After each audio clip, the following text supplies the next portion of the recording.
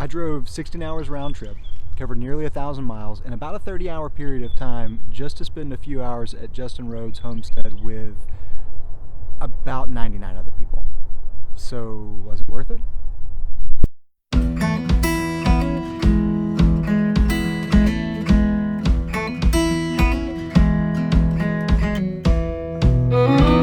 So I drove all this way, set the wrong alarm.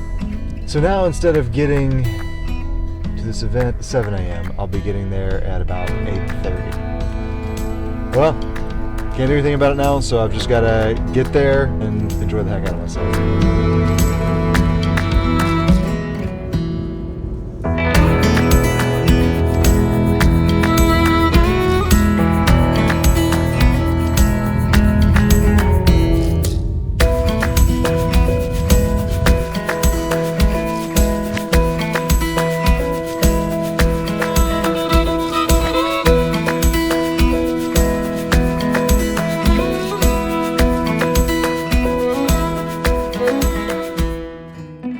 You have or want chicken? You might be a crazy chicken lady.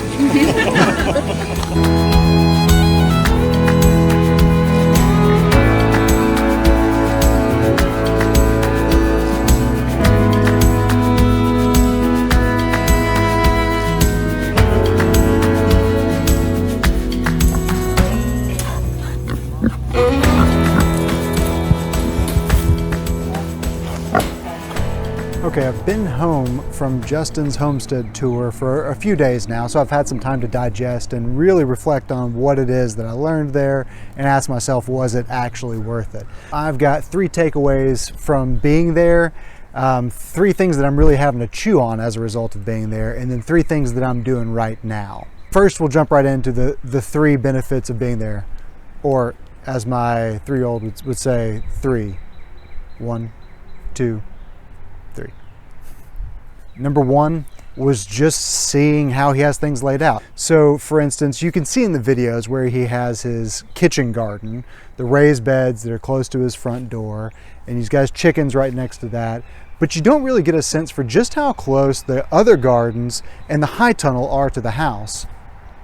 And you can see that he has his pole barn right there next to his house, but you don't get a sense for where all the pastures are and where the woods are and where these water sources are. But seeing how he's put it all together and how he's not worried about maximizing 70 or 80 acres or whatever he has, he's working on the spots closest to him and branching out from there. The second thing that I took away from being there was the deep bedding system. Now, this is something I was actually looking for going in. I went with some specific goals in mind, and learning more about the deep bedding system was one of those. Well, maybe not learning more, smelling it. Because I've heard a lot about how well the deep bedding systems work. Joel Salatin obviously is a big proponent of that. Justin uses it extensively, and a lot of other people. And my question was, does it smell just less than other systems, or does it really cover up the smell?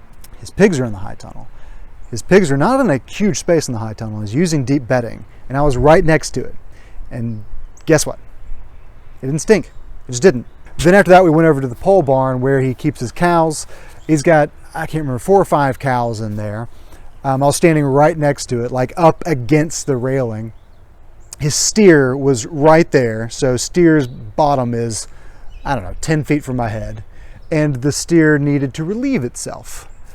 I know what cow manure smells like.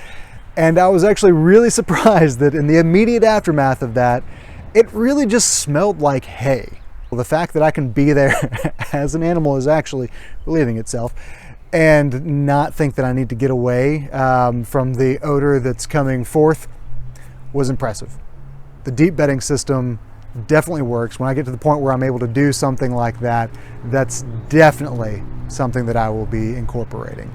The third thing that I took away from being there was not really anything specific to Justin, not anything specific to his farm. It was the other people, the community there. There were 100 people total, a bunch of kids there, a bunch of families. It was a really neat event. I really enjoyed just being there. Another one of my goals was I want to talk to as many people as possible. I want to pick their brains. I want to hear what they're doing. I want to hear all these different ideas and see if they've tried that and it failed, or if they had a better way of doing it. And I did get to talk with a lot of people, and it was awesome. Ultimately, I want to build relationships with people here, though, here around me in my area. That's where I really want those tight-knit bonds to be. I want to foster a community everywhere, but have those really tight-knit bonds here. So that building the community part leads me to the three things that I'm having to kind of chew on. Number one, my chicken tractor. I'm doing this chicken tractor, which is, by the way, like a bulletproof chicken tractor. I'm pretty convinced it's going to outlive me at this point. Despite rethinking some things, I am moving forward with that.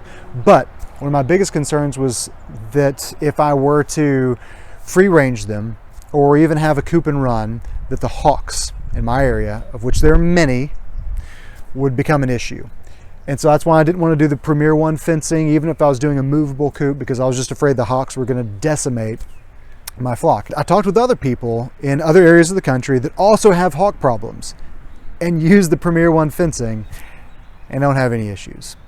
Their take was that the hawks want a clear glide path to be able to go in and pick up that chicken and take off. They don't come straight down and go straight back up. In the future, when we've got a bigger property where it maybe makes more sense to free range to some degree, I'll probably give it a try. For here, for this property, I'm gonna stick with the chicken tractor, but it definitely gave me food for thought. The second thing that I'm having to kind of mull on is, forgot it. The second thing that I'm having to mull over is use of land. What I'm thinking about is future plans, because we are looking for land, not because we've maxed this out and we feel like we need more, but there's a lot of other objectives that we're trying to accomplish with getting other land. Most of what I've been looking at is substantially wooded, if not 100% wooded. And I had kind of been thinking, okay, well, I'm just gonna have to have it in the budget where at least I could start with, bring somebody in, have them clear off a certain amount. Maybe it's only 1 acre, but something to get us started. There was a guy that I talked to who basically did that on some property that he bought. It was 100% wooded. He brought in people to clear it off. And one of the downsides that he found was that when you've got a big tree like this one behind me, that tree is that big in diameter. When you knock that tree over, you've got this massive root ball that comes up with it. And I know that, that's no surprise.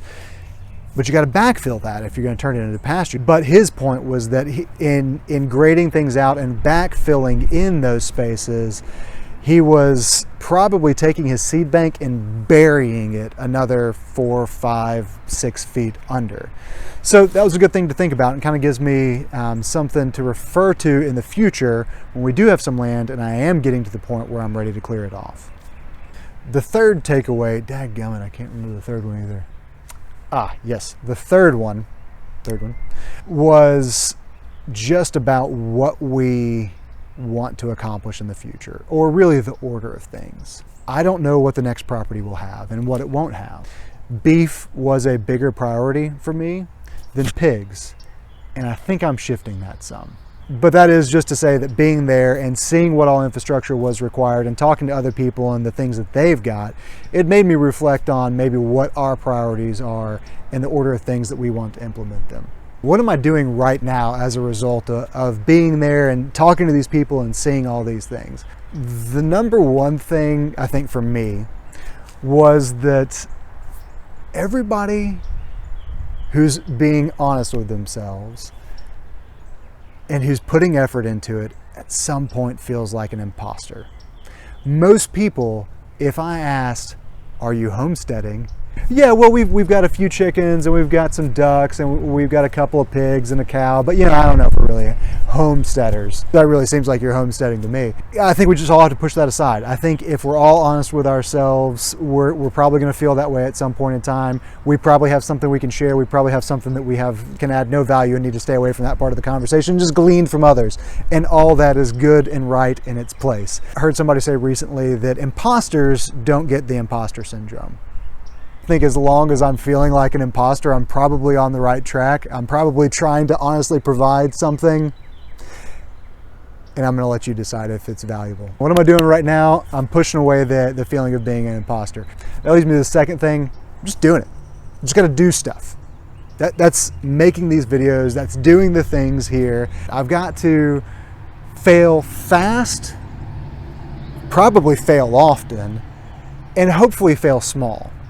I need to do things on a small scale that will either thrive and then I can scale it up, or will fail gloriously and hopefully quickly, and I can learn and I can move on and I can do it better the next time.